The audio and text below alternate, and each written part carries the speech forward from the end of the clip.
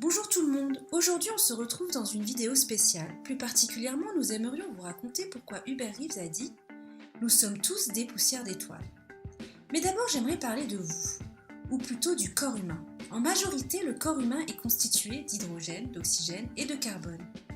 Le corps humain est aussi constitué d'éléments en moindre quantité, mais néanmoins essentiels à notre fonctionnement. Le fer pour l'hémoglobine, l'azote pour l'ADN, le phosphore, le magnésium, le calcium, le zinc. Mais sachant qu'à l'époque du Big Bang, il n'y avait que de l'hydrogène et de l'hélium, il est assez intriguant de savoir comment on en est arrivé à tous les éléments présents sur la Terre.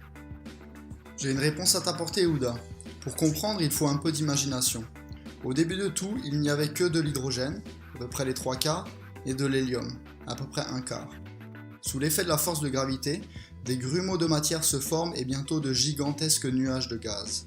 Les zones jaunes et rouges sont ces grumeaux de matière, embryons des étoiles de première génération, et les zones bleues les prémices des supervides.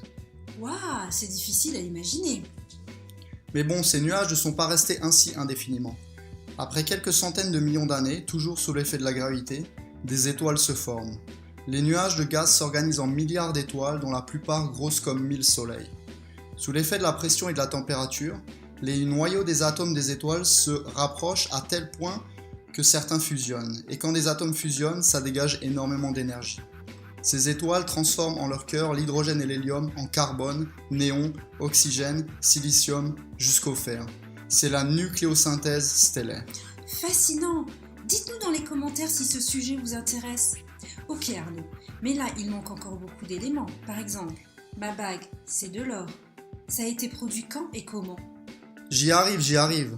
En fait, à la fin de la vie d'une étoile, lorsque son cœur de fer devient trop gros, l'étoile n'a plus assez d'énergie pour soutenir les couches supérieures et elle s'effondre sur elle-même. À ce moment-là, il y a une incroyable onde de choc qui fait voler en éclats les couches supérieures de l'étoile et va disperser toute la matière dans l'espace. C'est ce que l'on appelle une supernova. C'est lors de ces explosions d'étoiles que tous les éléments plus lourds que le fer sont synthétisés. C'est la nucléosynthèse interstellaire. La production des éléments du fer à l'uranium se produit donc en quelques secondes dans une explosion d'étoiles. Ces atomes iront plus tard enrichir d'autres nuages de gaz où se formeront d'autres étoiles et leurs planètes, comme la Terre. Regardez autour de vous, quasi tout ce que vous voyez est composé d'éléments formés au cœur des premières étoiles, ainsi que lors de leurs explosions. Donc nous sommes bien des poussières d'étoiles. Merci Arnaud pour cette histoire fascinante. Si vous avez des questions, n'hésitez pas à nous les mettre en commentaire.